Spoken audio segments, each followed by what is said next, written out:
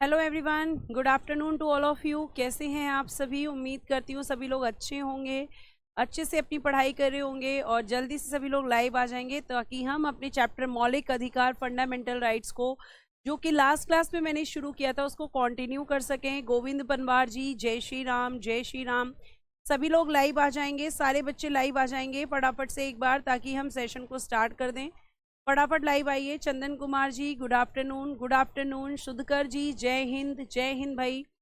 देखिए, आपका चैप्टर चल रहा था मौलिक अधिकार। ठीक है, मौलिक अधिकार आज की क्लास में हम पढ़ेंगे। मौलिक अधिकार फंडामेंटल राइट्स, मौलिक अधिकार फंडामेंटल राइट्स, ये आज की क्लास में आपका टॉपिक है और लास्ट क्लास में ही मैंने इसको स्टार्ट कर दिया था। ठीक है, और लास्ट क्लास में मैंने इसकी बेसिक चीज़ें बताई थी, लेकिन मुझे पता है कि आप लोगों ने मुझसे क्वेश्चन पूछा था और क्वेश्चन ये था कि मैम राइट टू प्रॉपर्टी को मौलिक अधिकारों की श्रेणी से क्यों हटाया गया। उत्तम, आलोक, संदीप, गौतम, कुलदीप, सोनू, अजय, बिंदी, विशाल, योगेश, नितेश, जिनका नाम मुझे दिख रहा है उनका नाम मैं बोल रही हूँ भाई। किसी से कोई पर्सनल दुश्मनी नहीं है कि मैम हमारा नाम क्यों नहीं बोला है।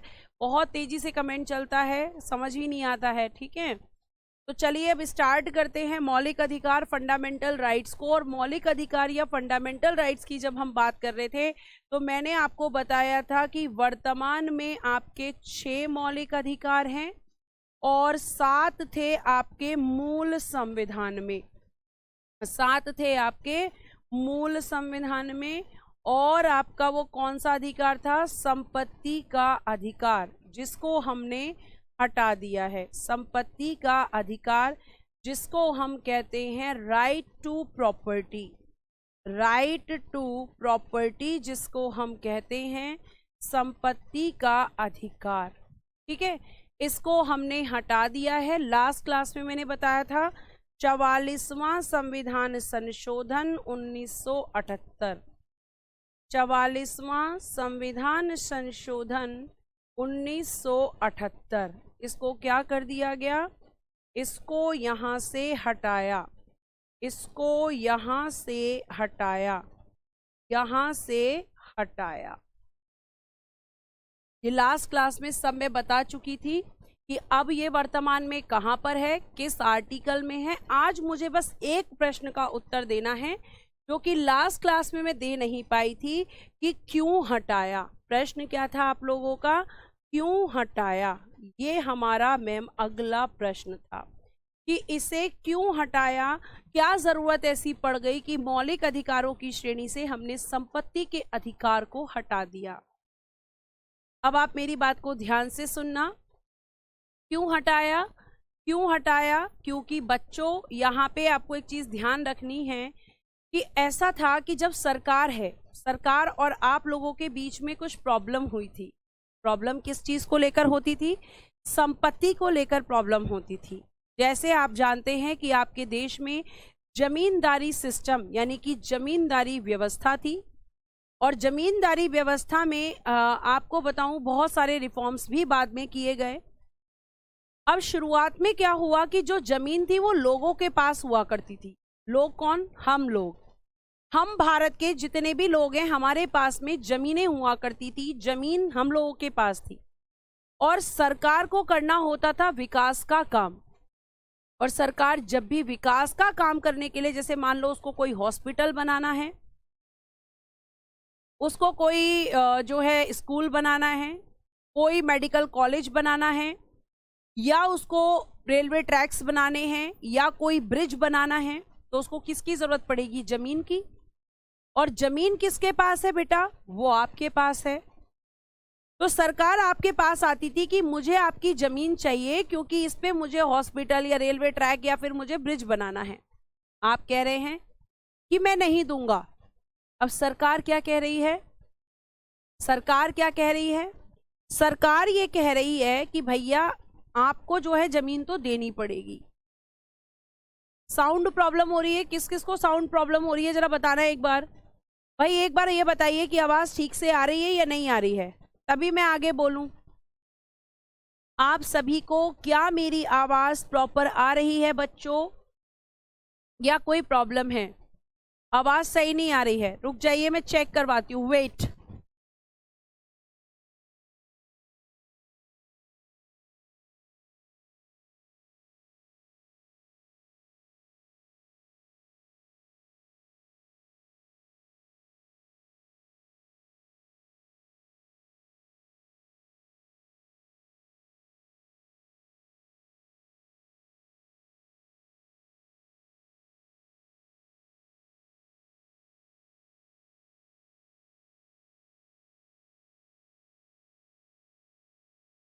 हाँ जी चलिए ठीक है। हेलो हेलो हेलो हेलो, आवाज आ रही है?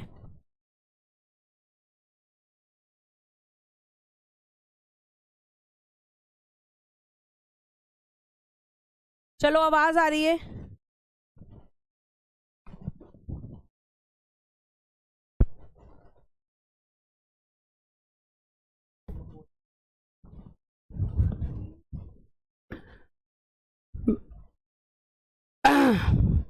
अच्छा ठीक है, चलिए अभी आवाज प्रॉपर आ रही है आप लोगों को? मेरी आवाज आ रही है या नहीं आ रही है?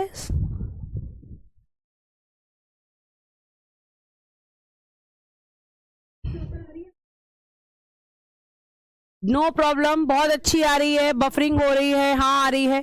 चलिए ज्यादातर बच्चों का ये कमेंट आ रहा है कि आवाज मैम ठीक आ रही है अभी। ठीक है तो आप पढ़ लीजिए। मैं आपको बता रही थी कि संपत्ति का अधिकार क्यों हटाया गया था।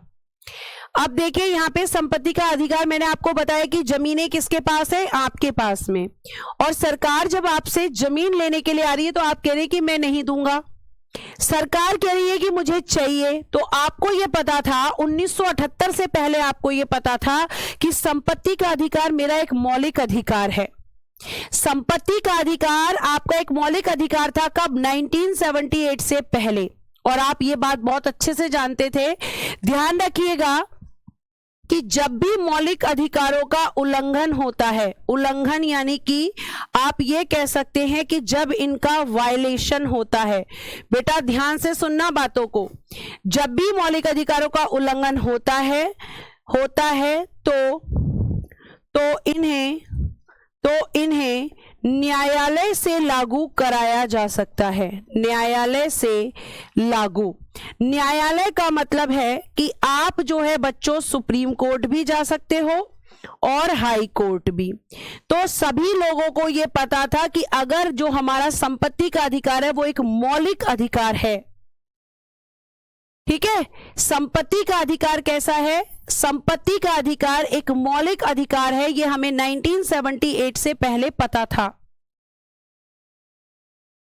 ठीक है, 1978 से पहले पता था। तो हमारे लोगों ने क्या किया कि अगर सरकार तुम जबरदस्ती करोगे तो हम कोर्ट के पास पहुंच जाएंगे। सरकार नहीं मानी, लोग कोर्ट के पास पहुंच गए। अब सरकार भी परेशान है, कोर्ट भी परेशान है। क्यों परेशान है? क्योंकि इस तरह के बहुत सारे मामले कोर्ट में गए। और उधर सरकार क्यों परेशान है? क्योंकि वो इंफ्रास्ट्रक्चर डेवलपमेंट नहीं कर पा रही, वो विकासशील काम नहीं कर पा रही, क्योंकि उसके पास में जमीनें नहीं हैं। अब दोनों ही परेशान हो गए। तो फिर यहां पे कोर्ट ने कहा कि भैया कुछ सॉल्यूशन निकालो। कोर्ट ने संसद से कहा कि संसद तुम ऐसा काम करो कि इसको यहां से हटा दो। कोर्ट ने क्या कहा? इसको तुम यहां से हटा दो। किससे कहा? संसद से। तो संसद से जब ये कहा कोर्ट ने कि भैया इसको यहां से हटा दो, तो संसद जो है क्या करती है? संविधान में संशोधन करती है और संशोधन करके इसको इस श्रेणी से बाहर कर देती है। यानी कि वर्तमान में आज आपका जो संपत्ति का अधिकार है वो एक वैधानिक अधिकार है। और वैधानिक अधिकारों को लागू कराने के लिए आप डायरेक्टली कोर्ट नहीं जा सकते। सिर्फ इस आधार पे कोर्ट नहीं जाओगे कि मेरी संपत्ति मुझसे छीन ली गई है, सरकार ने मेरी संपत्ति मुझसे ले ली है, सिर्फ इस आधार पे कोर्ट नहीं जा सकते। हाँ, आप कोर्ट कब जाओगे? जब सरकार आपकी संपत्ति भी आपसे ले ले और उसके बदले में आपको पैसे भी ना दे, तब आप कोर्ट जा सकते हो। लेकिन आज आप ये कह के कोर्ट नहीं जा सकते क्योंकि आपकी संपत्ति जो है वो मेरी सरकार ने ले ली है और सरकार उस पे जो है हॉस्पिटल बना रही है। नहीं कह सकते, क्योंकि संपत्ति का अधिकार अब एक वैधानिक अधिकार है, एक आपका लीगल राइट है। ठीक है, इसलिए इसको यहां से हटाया गया। जो बच्चे कह रहे हैं कि यहां पे थोड़ा बड़ा लिख दीजिए, मैं अब बड़ा लिख देती हूं, तो ये आपकी संपत्ति के अधिकार को हटाने का जो है रीजन था। अब मैं आगे की तरफ चलती हूं और आगे आज हम अपनी क्लास को शुरू करने वाले हैं और वो है आर्टिकल 12 से। सबसे पहले हम पढ़ेंगे आर्टिकल 12 अनुच्छेद 12। इसमें क्या है? राज्य की परिभाषा। क्या है बच्चों इसमें? राज्य की परिभाषा। डेफिनेशन ऑफ स्टेट लिख दीजिएगा, डेफिनेशन ऑफ स्टेट, राज्य की परिभाषा। ठीक है, 6 मूल अधिकार है ना मैम? लिखा तो है, वर्तमान में 6 हैं और पिछली क्लास में भी बताया था बेटा, ध्यान से पढ़ो। डेफिनेशन ऑफ स्टेट, राज्य की परिभाषा। अब यहां पे ये जो राज्य शब्द आ रहा है, यहां पे ये जो राज्य शब्द है, इसका मतलब देखना किससे है, तो यहां पे देश से इसका मतलब है, पूरे देश से इसका मतलब है। यहां पे पर्टिकुलर किसी स्टेट की बात नहीं हो रही, यहां पे देश की बात हो रही है। अब देश में भी किसकी? देश में भी किसकी बात हो रही है? ठीक है, तो आपको ध्यान रखना है कि किसकी बात हो रही है। देखो यहां पे बोला जा रहा है कि कोई भी व्यक्ति, ध्यान से सुनना, राज्य किसे कहेंगे? कोई भी व्यक्ति या संस्था, कोई भी व्यक्ति या संस्था जिसे कानून बनाने तथा लागू करने, कानून लिख सकते हो, कानून, अध्यादेश यानी कि ऑर्डिनेंस, अध्यादेश यानी कि ऑर्डिनेंस, कानून, अध्यादेश, और आप लिख सकते हो यहां पे नियम यानी कि रूल्स, ऑर्डर यानी कि आदेश,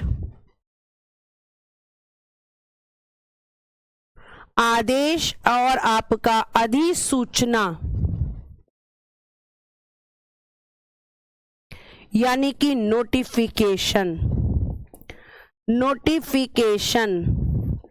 कोई भी ऐसा व्यक्ति या संस्था जिसे कानून, अध्यादेश, नियम, आदेश, अधिसूचना बनाने, क्या बोल रही हूं मैं? बनाने या लागू करने, बनाने या लागू मतलब एग्जीक्यूट, लागू करने का अधिकार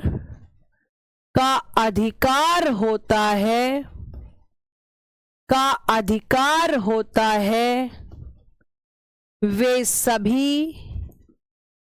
सभी राज्य होते हैं। यानी कोई भी ऐसा व्यक्ति या कोई भी ऐसी संस्था जो कानून बनाता है या जो लागू करता है, उन दोनों को ही राज्य कहा जाता है। और ध्यान रखना, यही राज्य की समान परिभाषा आर्टिकल 36 में भी है। आर्टिकल 36 में भी क्या है? राज्य की परिभाषा है, राज्य की परिभाषा, और यही परिभाषा वहां पर भी है। यानी कोई भी ऐसा व्यक्ति या संस्था जो कानून बनाएगा और जो लागू करेगा, बनाने वाले भी राज्य हैं और लागू करने वाले भी राज्य हैं। ठीक है, और आपको मैं ये भी बताऊं कि कौन कौन से हैं। जैसे आपकी केंद्र सरकार, कौन सी सरकार? केंद्र सरकार, और इसके साथ में संसद यानी कि पार्लियामेंट। तो आप कह सकते हैं कि सेंट्रल गवर्नमेंट और पार्लियामेंट, ये दोनों आपके किस में आएंगे? राज्य की परिभाषा में। दूसरा आप कह सकते हैं स्टेट गवर्नमेंट, यानी कि राज्य की सरकार, राज्य सरकार, और इसके साथ में विधान मंडल, विधान मंडल यानी कि लेजिस्लेचर, लेजिस्लेचर, ठीक है। और देखिए यहां पर तीसरा स्थानीय सरकारें, स्थानीय सरकारें यानी कि लोकल गवर्नमेंट, यानी कि लोकल गवर्नमेंट, ये भी इसी में आएंगे। और फोर्थ में लिख लेना अदर अथॉरिटीज, अदर अथॉरिटीज यानी कि अन्य प्राधिकारी, अन्य प्राधिकारी। जैसे इसका कोई एग्जाम्पल, जैसे आप लिख सकते हैं एग्जाम्पल में, एग्जाम्पल ONGC, LIC, यूनिवर्सिटी यानी कि विश्वविद्यालय, विश्वविद्यालय, ठीक है। ONGC, LIC, university, board, board में मतलब यूपी बोर्ड और आपका CBSE बोर्ड और बच्चों ICSC बोर्ड, ये सब क्या हैं? ये सब आपके राज्य हैं, क्योंकि यूनिवर्सिटीज और जो बोर्ड हैं ये अपने नियम बनाते हैं। LIC कोई भी कानून लागू करता। अदर अथॉरिटी का मतलब है, मैंने अभी सिंपल और साधारण शब्दों में बताया कि आपको अगर ये सब नहीं रटना है कि अध्यादेश, अधिसूचना, तो आप सिर्फ इतना याद रखो, आप सिर्फ इतना याद रखो कि कोई भी ऐसी संस्था या कोई भी ऐसा व्यक्ति जो कानून बनाता है और जो कानून लागू करता है, मतलब कानून बनाने वाले और कानूनों को लागू करने वाले दोनों तरह के लोग राज्य की परिभाषा में आते हैं। कानून बनाने वाले अलग होते हैं और कानून लागू करने वाले अलग होते हैं, लेकिन दोनों को ही राज्य कहा जाता है। क्या आप कानून बना सकते हैं? नहीं बना सकते।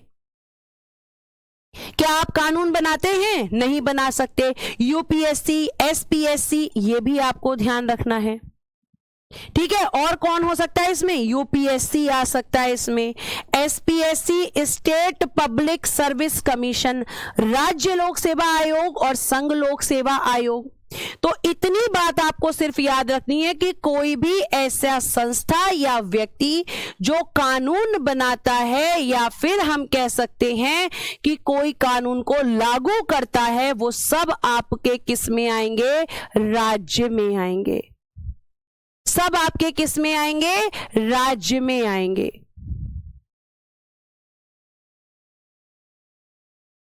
किसी भी कोई भी बोर्ड हो भाई, झारखंड बोर्ड भी, ये सिर्फ एक एक्सेट्रा आदि इस तरह की चीजें हैं, ठीक है। तो आपको ध्यान रखना है, तो ये सारी चीजें आपको ध्यान रखनी है।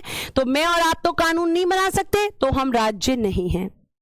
तो जिनको कानून बनाने की शक्ति होती है और लागू करने की शक्ति होती है, वही राज्य होते हैं। सरकारें ऐसा करती हैं तो सारी सरकारें इसमें आएंगी। सारे पब्लिक ऑफिसर जो गवर्नमेंट अधिकारी होते हैं, जिनको कानूनों के बनाने और लागू करने में जिनकी भूमिका होती है, वो सब इसमें आएंगे। तो ये आपको ध्यान रखना है भैया।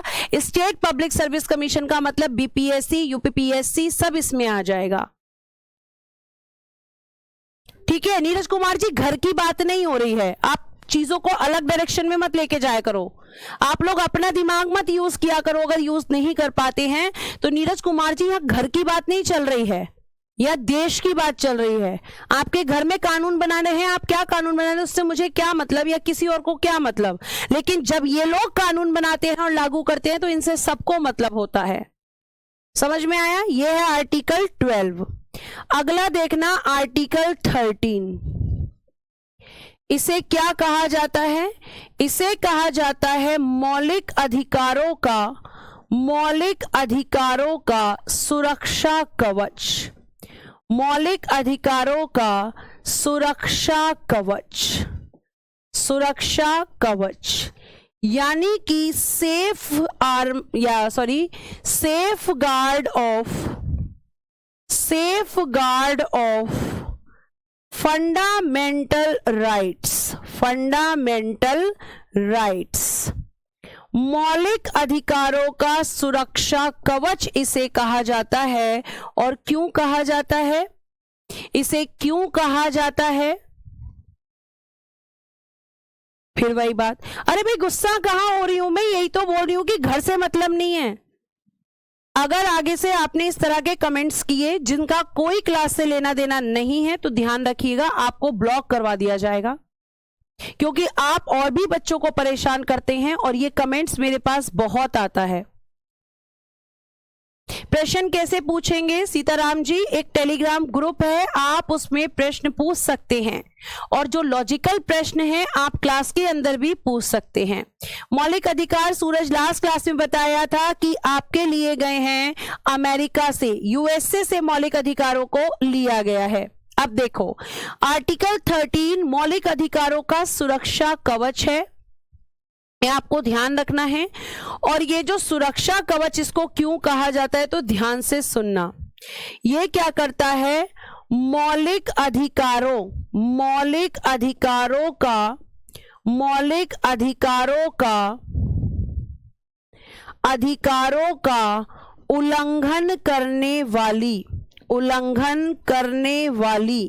उल्लंघन यानी कि वायलेशन, उल्लंघन करने वाली विधियों यानी कि लॉज, यानी कि कानून, विधियों को शून्य यानी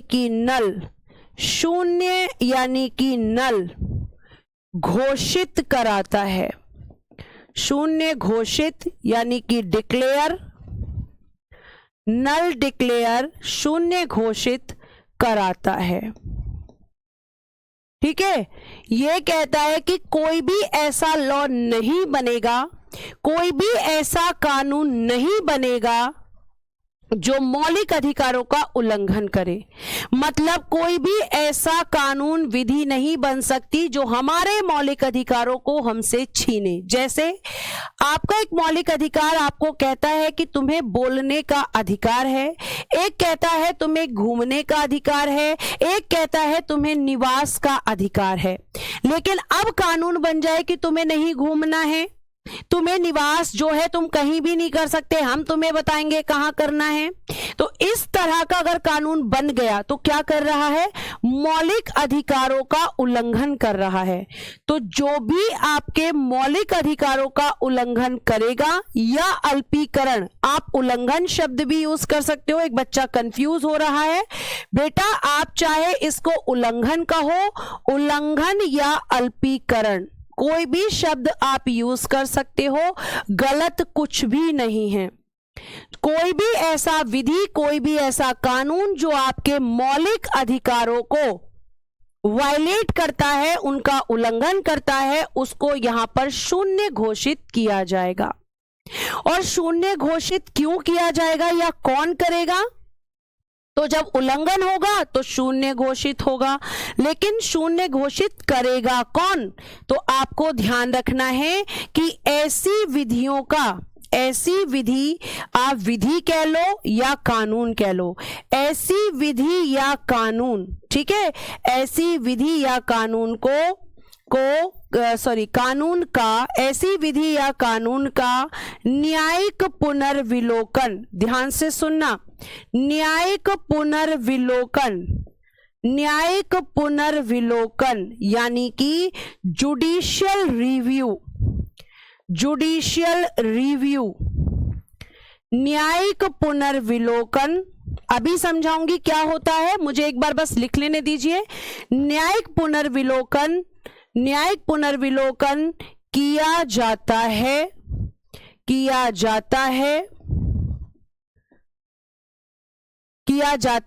कौन करता है? किया जाता है सुप्रीम कोर्ट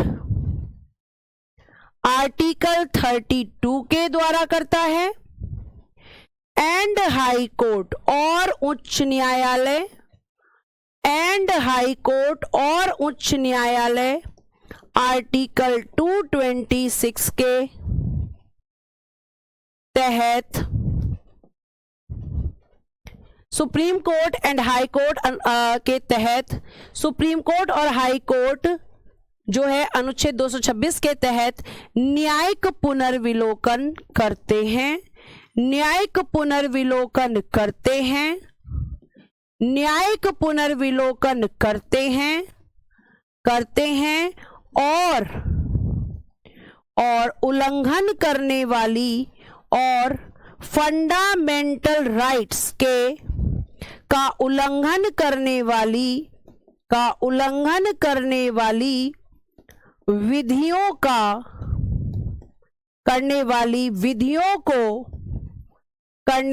विधियों को शून्य घोषित करते हैं, शून्य घोषित। तो कौन करेगा नल डिक्लेयर? सुप्रीम कोर्ट और हाई कोर्ट। ठीक है, सुप्रीम कोर्ट और हाई कोर्ट। अभी ये क्या होता है? बड़ा लिखो बेटा, इससे बड़ा और कितना बड़ा लिखूं? ठीक है, अब आपको ध्यान रखना है। तो न्यायिक पुनर्विलोकन यानी कि जुडिशियल रिव्यू, सबसे पहले ध्यान रखना कि इसे कहां से लिया है? तो अमेरिका के संविधान से लिया है, अमेरिका के संविधान से लिया है।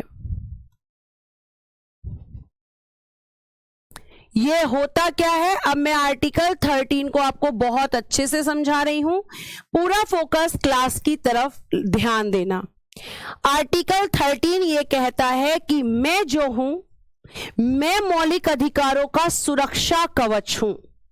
सुरक्षा कवच, जैसे आपके माता पिता आपकी सुरक्षा करते हैं, वैसे ही आर्टिकल 13 मौलिक अधिकारों की सुरक्षा करता है।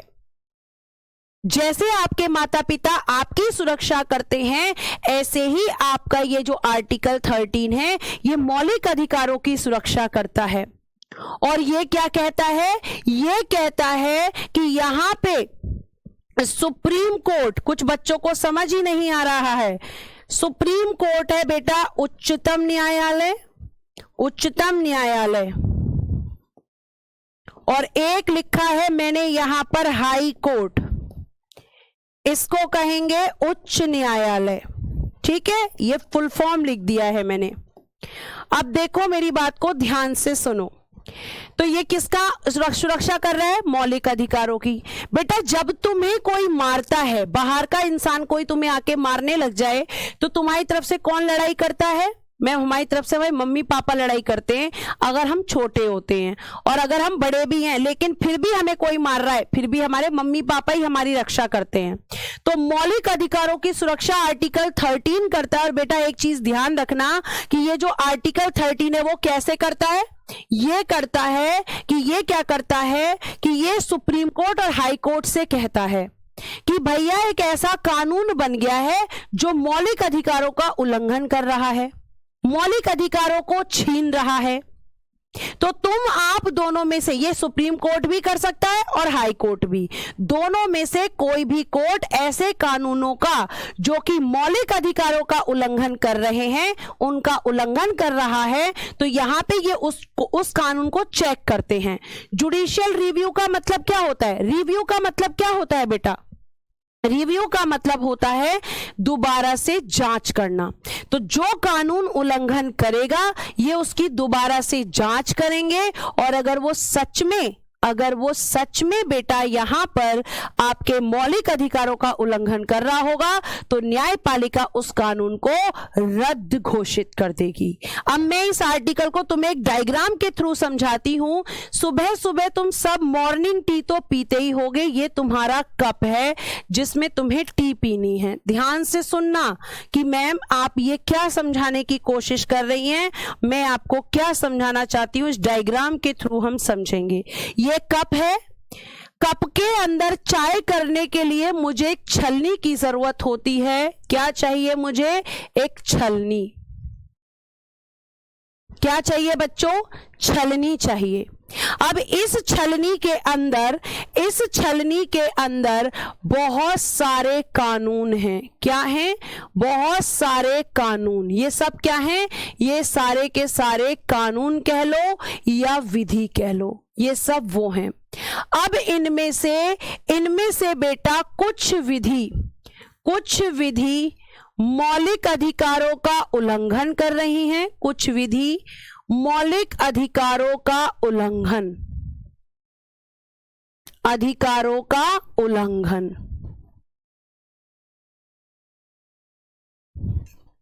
ठीक है, और कुछ विधि मौलिक अधिकारों का उल्लंघन कर रही है, कुछ विधि। ठीक है, और इसमें से कुछ ही कर रही है, सारी नहीं कर रही। अब ध्यान से सुनना। अब ये जो कप है, जब आप चाय छानते हो तो आप कहते हो कि मैम छलनी में से जो चाय कप के अंदर आती है, कप के अंदर जो चाय आती है मैम ये कैसी चाय होती है?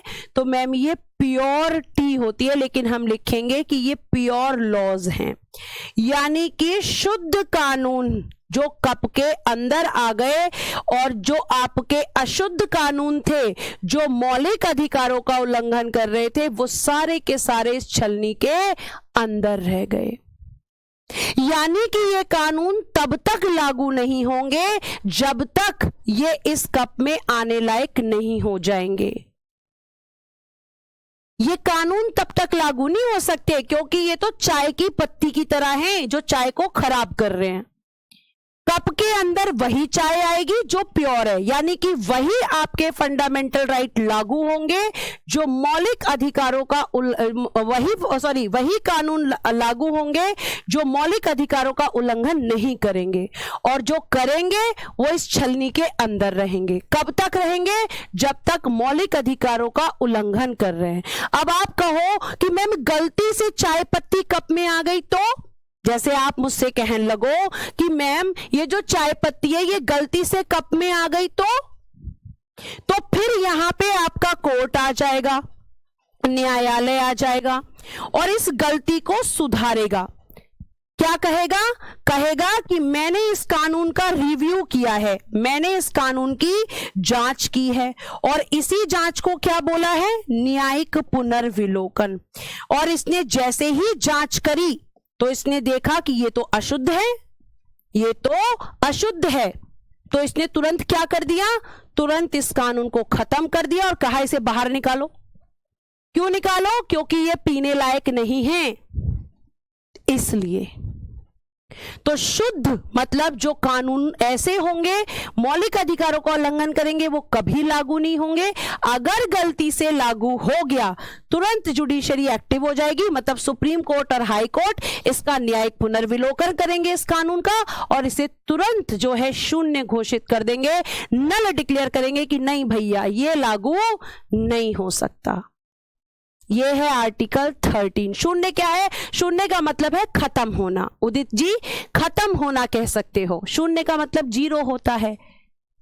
ये आपका यहाँ पे आर्टिकल 13 है। बस इतनी बात कह रहा है कि 13 कह रहा है कि अगर आप बात करो कि विधि कब की, तो विधि दोनों तरह की, जो आपका संविधान लागू होने से पहले की विधि, संविधान लागू होने से पहले की जो विधि है, और संविधान लागू होने के बाद की जो विधि है, दोनों तरह की विधि, कोई भी विधि हो हम लागू नहीं होने देंगे अगर वो मौलिक अधिकारों का उल्लंघन कर रही है। तो चाहे पहले की विधि हो चाहे बाद की, मौलिक अधिकारों का उल्लंघन नहीं करना है। ठीक है, चाय पत्ती का ये संबंध है राहुल सरोज जी की चाय पत्ती छलनी में रह जाती है क्योंकि वो अशुद्ध है। तो वो कानून जो अशुद्ध हैं, अशुद्ध का मतलब जो मौलिक अधिकारों के अगेंस्ट हैं, मौलिक अधिकारों के गुनहगार हैं, मौलिक अधिकारों को लागू करने से रोक रहे हैं, वो यहां पर आपको ध्यान रखना है कि लागू नहीं होंगे। क्या आपको ये बात समझ में आई? अगर समझ में आई तो प्लीज थम्स अप कर दीजिए जल्दी से। ठीक है, और साधारण शब्दों में मैंने यहां लिखा हुआ है, इससे साधारण शब्द और कोई है ही नहीं। ठीक है, ठीक है, ये आपको ध्यान रखना है। सेवक कुमार जी पीएचडी कर लीजिए अब आप। ठीक है, चलो मैम ये उतारना है, ये उतारने के लिए नहीं है बेटा, ये पीडीएफ में आपको मिल जाएगा, ठीक है, ये आपको ध्यान रखना है। चलिए आगे चलते हैं और देखते हैं कि नेक्स्ट आपका आर्टिकल क्या है। बहुत साधारण शब्दों में कि कोई भी ऐसा कानून लागू नहीं होगा जो मौलिक अधिकारों का उल्लंघन करेगा। अगर लागू होता है तो न्यायपालिका उसे खत्म कर देगी, न्यायपालिका उसे खत्म कर देगी, ठीक है। चलो अगला आर्टिकल है बच्चों article 14। Thank you for your response. अनुच्छेद 14, इसमें क्या कहा गया है? अनुच्छेद 14 में इसमें कहा गया है कि विधि के समक्ष समता, विधि के समक्ष समता और विधि के समान संरक्षण। दूसरा क्या है? विधि के समान संरक्षण, विधि के समक्ष समता और विधि के समान संरक्षण। आज आर्टिकल 14 तुम्हें ऐसे पढ़ाऊंगी कि तुमने कभी ऐसे पढ़ा ही नहीं होगा, ठीक है, ये आपको ध्यान रखना है। सीआर राठौर जी, मैंने इसे कम से कम 10 बार आपके कहने पे ही रिपीट कर दिया है, ठीक है। फोकस करो क्लास में, अगर सिर्फ कमेंट पे ध्यान दोगी तो फिर दिक्कत होगी। इसे क्या लिखेंगे इंग्लिश में? इक्वालिटी बिफोर द लॉ, लिखिएगा जरा, equality before the law, equality before the law. और ये पूछा जाता है कि इसे हमने कहां से लिया है? तो ब्रिटेन के संविधान से, ब्रिटेन के संविधान से लिया है।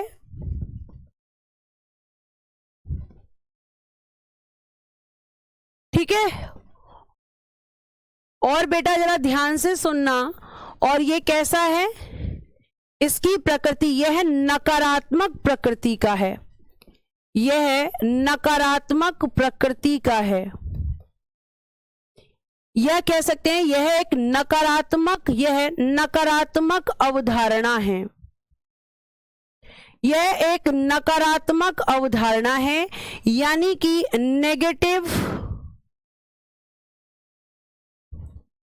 कैसा है? ये नेगेटिव है, ये नेगेटिव है, ठीक है। ध्यान से सुनिए बेटा, अगर आप ध्यान से सुनेंगे तो समझ में आएगा। अगर केवल कमेंट पे फोकस रहेंगे तो ये कैसा कॉन्सेप्ट है? ये है एक नेगेटिव कॉन्सेप्ट है, ध्यान रखिएगा, नेगेटिव कॉन्सेप्ट। पूरा ही लिख देती हूं, this is a negative concept. अब विधि के समान संरक्षण, ये हमने अमेरिका से लिया है। कहां से? अमेरिका से। और इसकी अगर हम बात करें तो यह है सकारात्मक अवधारणा है, सकारात्मक अवधारणा, ठीक है, यानी कि पॉजिटिव कॉन्सेप्ट या फिर अफर्मेटिव कॉन्सेप्ट, कोई भी वर्ड यूज कर लो, चाहे लिख लो पॉजिटिव, चाहे लिख लो अफर्मेटिव, एक ही बात है, अफर्मेटिव कॉन्सेप्ट। अब आपको यह तो पता होगा कि अनुच्छेद 14 सिंपल कहता है कि कानून की तरह, कानून की नजर में सब बराबर हैं। क्या बोल रहा है? कानून की नजर में सब बराबर हैं, ठीक है, कानून की नजर में सब बराबर हैं। लेकिन कैसे बराबर हैं? ध्यान से सुनना, ये कह रहा है विधि के समक्ष समता, ये कह रहा है कि कानून के लिए सब बराबर हैं, चाहे कोई हिंदू, मुस्लिम, सिख, जैन, बौद्ध, पारसी कोई भी हो, हमें उससे कोई मतलब नहीं है। कानून की नजर में सब जो है बराबर हैं। मैं एक एग्जाम्पल लेती हूं यहां पे और आपको समझाती हूं कि कैसे, मैं जब कानून की नजर में सब बराबर है तो ये अच्छी बात कर रहा है, तो फिर ये आपने नेगेटिव कॉन्सेप्ट क्यों लिखा है? ये पहले वाला क्या कह रहा है? ये कह रहा है एग्जाम्पल लेना, ये कह रहा है एग्जाम्पल में कि एक व्यक्ति है ए, एक व्यक्ति है बी, दोनों की समान, दोनों ने क्या किया है? दोनों ने समान अपराध, दोनों ने क्या किया है? सेम क्राइम किया है। इन दोनों का क्राइम कैसा है? तो आप लिखना सेम क्राइम, समान अपराध है। तो आपका जो विधि के समक्ष समता है वो कह रहा है कि जब इन दोनों ने सेम क्राइम किया है, ठीक है, दोनों ने सेम क्राइम किया है तो दोनों को समान सजा दे दो। कुछ मत देखो ये किस जाति के हैं, किस धर्म के हैं, हिंदू हैं, मुस्लिम हैं, सिख हैं, या स्त्री हैं, पुरुष हैं, क्या हैं, मुझे कुछ नहीं पता। इन दोनों ने समान अपराध किया है तो दोनों को सजा भी समान दो जी। ये दोनों आर्टिकल 14 में हैं। और दूसरा वाला क्या है, विधि के समान संरक्षण। लेकिन ये पूरी बात को कह रहा है, ये कह रहा है कि ऐसा नहीं है, ये ऐसा नहीं है। ये कह रहा है कि भैया चलो, तुमने इतनी बात तो कह दी कि ए और बी ने समान क्राइम किया है तो समान है, आपने बोल दिया समान सजा दे लो, लेकिन ये भी तो देखो कि ए जो है और जो बी है, ये देखो कि इसने जो क्राइम किया, इसने जो अपराध किया वो क्यों किया और इसने क्राइम क्यों किया। दोनों की कंडीशन देखो, सिचुएशन देखो, फिर सजा तय करना। अब बाद में इस कानून की तरह जब हमने देखा तो इसमें कहा गया कि ए ने तो सेल्फ डिफेंस के लिए अपराध किया। ए ने क्या किया, सेल्फ डिफेंस के लिए, मतलब आत्म संरक्षण के लिए, आत्म संरक्षण के लिए इसने जो है क्राइम किया। और इसने जो क्राइम किया है वो इसका शौक है क्योंकि ये क्रिमिनल है। तो अब बताओ, ए वाला नेगेटिव, ये जो है पहले वाला नेगेटिव हुआ या नहीं हुआ? अगर हम इसको दूसरे वाले के साथ नहीं रखेंगे तो होगा, क्योंकि मैम वो तो ये कह रहा है कि भैया कानून जो है सबको समान मान रहा है, क्राइम किया है दोनों को समान सजा दो और बात खत्म करो। लेकिन ये क्या कह रहा है, ये कह रहा है कि ऐसा नहीं कर सकते। पहले ये देखो कि दो व्यक्ति हैं, मैंने माना कि दोनों का समान अपराध है, लेकिन दोनों में ये भी तो देखो कि इसने क्यों अपराध किया और इसने क्यों अपराध किया। अगर दोनों ने सही एक ही सिचुएशन है तब दोनों को एक सजा दो, लेकिन सिचुएशन अलग अलग है तो एक सजा आप नहीं दे सकते। तो इसलिए ये कैसा है, नेगेटिव, और ये कैसा है, पॉजिटिव। अब हमारे भारत की अगर हम बात करें तो भारत में दोनों को साथ में पढ़ा जाता है कि कानून सबके लिए बराबर है, लेकिन बराबरी के साथ साथ वो संरक्षण भी देगा। मतलब अगर आपने क्राइम किया है तो हम आपके अपराध को भी देखेंगे और साथ साथ ये भी देखेंगे कि आपने अपराध क्यों किया है। तो आपके ये दोनों कॉन्सेप्ट भारत में काम करते हैं कि कानून की नजर में सब बराबर हैं, लेकिन बराबर के साथ साथ हम ये भी देखेंगे कि हम संरक्षण कैसे दे सकते हैं। मतलब व्यक्ति ने अपराध किया तो क्यों किया, कैसे किया, किस कंडीशन में किया, ये भी देखा जाएगा और फिर उसको सजा दी जाएगी। तो ये है आपका आर्टिकल 14। वो नेगेटिव क्यों है, सीधा बोल रहे हैं कि अंधे बन जाओ, अपराध किया फटाफट फांसी पे चढ़ा दो दोनों को, क्योंकि दोनों ने किया है। लेकिन यहां आके पता चला कि नहीं, एक ने सेल्फ डिफेंस में किया था, अपने आप को बचाने के लिए क्राइम किया था, तो वो, और इसने शौक में किया था, तो कैसे देंगे समान सजा। दोनों लागू है राहुल, सुन क्या रहे हैं आप लोग। मैंने बोला ना कि भारत में दोनों हैं, हमने भारत में दोनों को अपनाया है कि कानून सबके लिए बराबर है, यानी कि विधि के समक्ष सब समान है और सभी को समान संरक्षण भी है। तो अगर भारत की बात आएगी तो दोनों हैं, भारत में क्या है, दोनों, भारत में दोनों को अपनाया गया है। अलग अलग पढ़ेंगे तो नेगेटिव होगा, लेकिन अगर हम साथ में पढ़ेंगे तो फिर ये पॉजिटिव होगा। भारत में दोनों को अपनाया गया है कि विधि के समक्ष सब समान है, लेकिन सबको समान संरक्षण भी मिलेगा। जी चंदन कुमार जी, अभी यहाँ पे ऐसी कोई बात ही नहीं आई, मैंने तो सिर्फ समझाया है। क्वेश्चन क्या बनेगा, क्वेश्चन बनेगा कि विधि के समक्ष समता या विधि के समान संरक्षण किस आर्टिकल में है, तो आर्टिकल 14 में है। ठीक है, आगे बहुत इंटरेस्टिंग आर्टिकल आने वाला है, आर्टिकल 15। सबसे पहले आर्टिकल 15 कह रहा है भेदभाव का प्रतिषेध, भेदभाव का प्रतिषेध, प्रोहिबिशन ऑफ, इंग्लिश में लिखना, prohibition of discrimination, prohibition of discrimination, कौन सा आर्टिकल कह रहा है? 15। ये आर्टिकल कह रहा है कि भेदभाव नहीं करना है, किसी भी तरीके से आपको भेदभाव नहीं करना।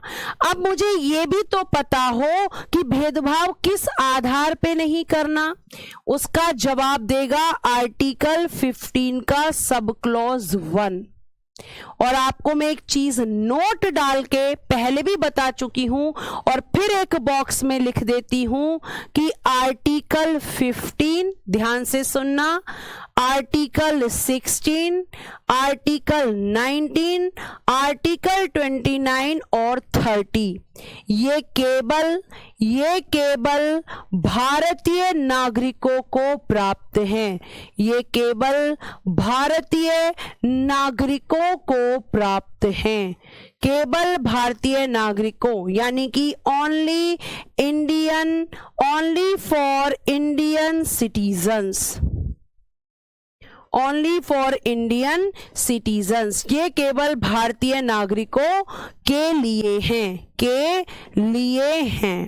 यानी कि इन्हें केवल भारतीयों को दिया गया है, विदेशियों को नहीं। बाकी जो आर्टिकल हैं इनके अलावा वो भारतीय और विदेशी दोनों के लिए हैं, वो भारतीय और विदेशी दोनों के लिए हैं। ठीक है, अब आगे सुनो। आर्टिकल 15 का सब क्लॉज 1 कहता है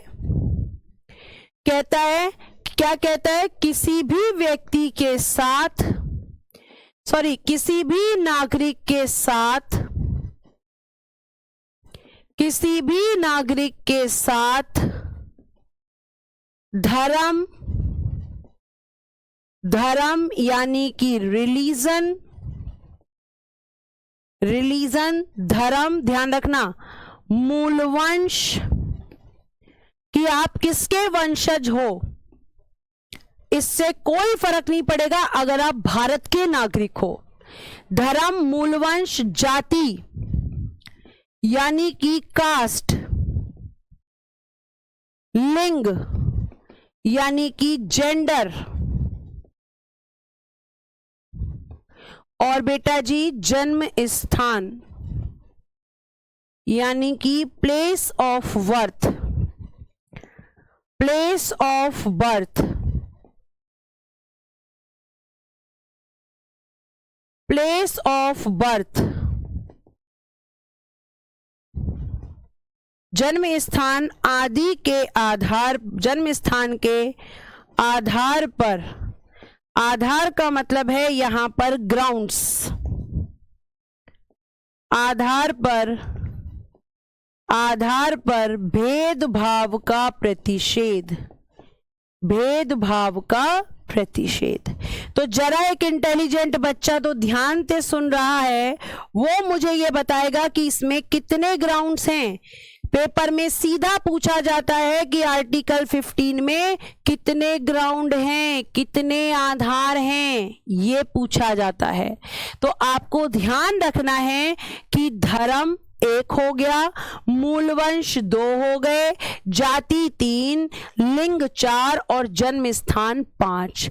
मैम आर्टिकल 15 5 आधारों के आधार पर यह बताता है कि इन लोगों के साथ जो भारत के नागरिक हैं वो किस धर्म से हैं, किस जाति से हैं, उनका क्या वंश रहा है, वो किस जगह पे पैदा हुए हैं, इसका कोई मैटर नहीं है। अगर वो भारत के नागरिक हैं तो उनके साथ भेदभाव नहीं किया जाएगा।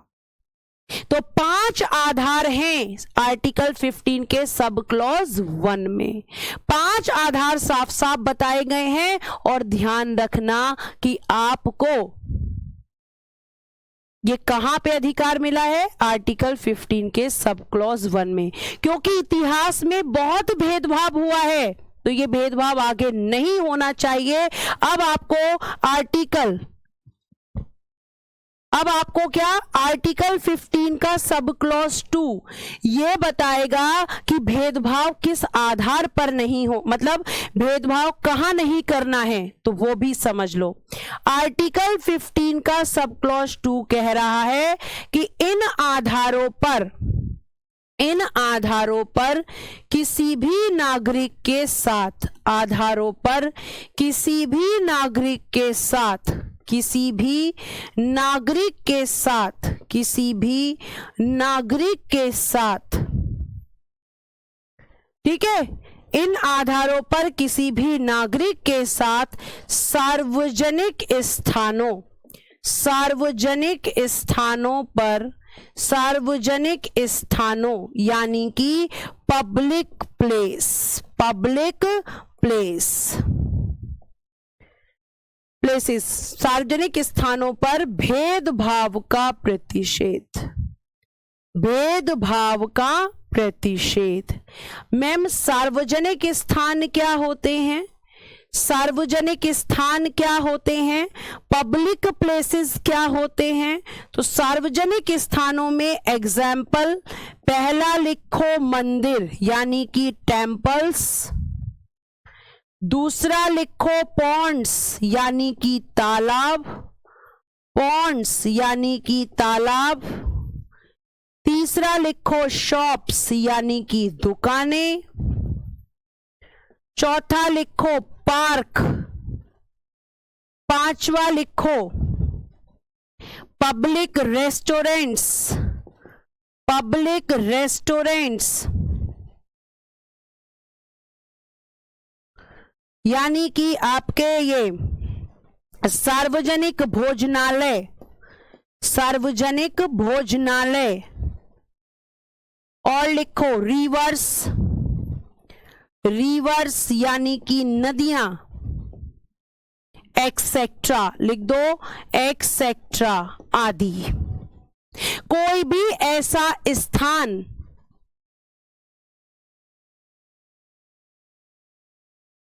ठीक है, कोई भी ऐसा स्थान जो आपको, सौरभ जी को पढ़ना नहीं है, सोनू इनको ब्लॉक कर दो,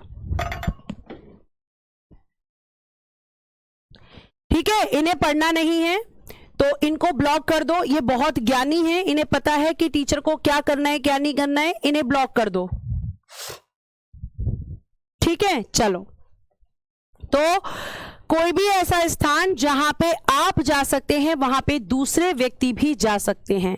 ये प्रावधान क्यों किया गया मैम? क्योंकि बेटा इतिहास में आपने देखा होगा कि लोगों को सड़क पे नहीं चलने देते थे, लोगों को टेम्पल्स में नहीं जाने देते थे। जो लोअर कास्ट और अपर कास्ट का आपके यहाँ पे एक समाज में एक वर्गीकरण था, मतलब जो समाज को बांटा गया था, तो वो यहाँ पे इस तरीके से कुछ लोगों के, स्पेशली मैं बात करूं तो एससी और एसटी का बहुत शोषण हुआ, बहुत एक्सप्लॉयटेशन हुआ। उनसे टेम्पल में जाने की इजाजत नहीं थी, उन्हें दुकानों में जाने की इजाजत नहीं थी, तालाब से पानी लेने की इजाजत नहीं थी। तो ये आपको ध्यान रखना है कि कोई भी ऐसा स्थान जो कि पब्लिक प्लेस है, यानी कि जो सरकारी स्थान है, सार्वजनिक स्थान है।